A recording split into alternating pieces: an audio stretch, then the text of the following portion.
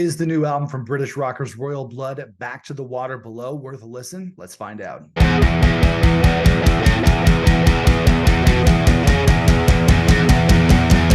Hey everybody, it's Nick here with you. Welcome back to the Rock Squad channel, and welcome to my rock album review for the fourth studio album from Royal Blood. It's called Back to the Water Below. That's right, Back to the Water Below is Royal Blood's fourth studio album. It's a follow-up to 2021's TYPHOONS, a record which I enjoyed immensely. In fact, I enjoy all of the Royal Blood records, and I think they're one of the best rock bands on the planet for sure. And they've steadily improved over the course of their career. Their first album was very much their two-pronged bass and drums rock at its most ferocious. Then they got a little bit more melodic on their second album, How Did We Get So Dark, while still maintaining the riffage. Then they went full-on dance rock, full-on disco, full-on Daft Punk on TYPHOONS, which I think was a bona fide classic. Now here we are with the fourth record, Back to the Water Below, which sees the members Mike Kerr and Ben Thatcher producing the album on their own for the first time. And with that self-production, they've dropped some of the bells and whistles that they added on TYPHOONS, which was produced by Josh Homme and Paul Epworth. It makes me wonder if that TYPHOONS record was the creative direction they actually wanted to go in at the time, or if it was more label pressure or more of a commercial decision. Either way, I think it was a great album. But what results on Back to the Water Below is a far less dancey, but still incredibly textured rock album that hits all the right Royal Blood notes that you want to hear while still moving them forward sonically. There are some songs in here that are vintage Royal Blood and songs that remind me specifically of their debut album of that first record, really bring it back to basics, essentially.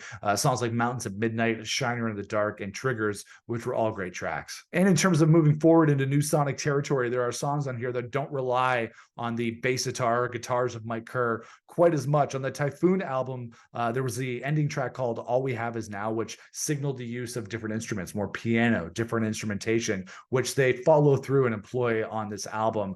Songs like Pull Me Through, The Firing Line, How Many More Times, There Goes My Cool, and Waves all forge new sonic territory for Royal Blood. And I've read in a couple of interviews with the band that they described how they wanted to strengthen the songwriting on this album and break things down to their most basic elements, because really it comes down to the song. And these songs definitely prove that. That being said, some of the songs on Back to the Water Below weren't as melodically strong for me. Yeah, there are definitely some songs in here they're gonna have to grow on me, like Tell Me When It's Too Late, How Many More Times. I thought they were good songs, but I didn't jump out of my seat when I heard them. And there's one song on here called High Waters that is a great track, but kind of steals a riff from a Smashing Pumpkins song called Dross, which exactly wasn't a huge hit. I'm sure that Mike Kerr and Ben Thatcher haven't heard that song, so we'll forgive Royal Blood for that one. One thing that I was wishing when I heard this record is that they included their 2022 one-off single Honey Brains. I thought that was a really strong track and would have been cool to hear on this album, would have made it a little bit stronger for me. But when it comes to the actual sonics of this album, the way the album sounds, it sounds fantastic. From Mike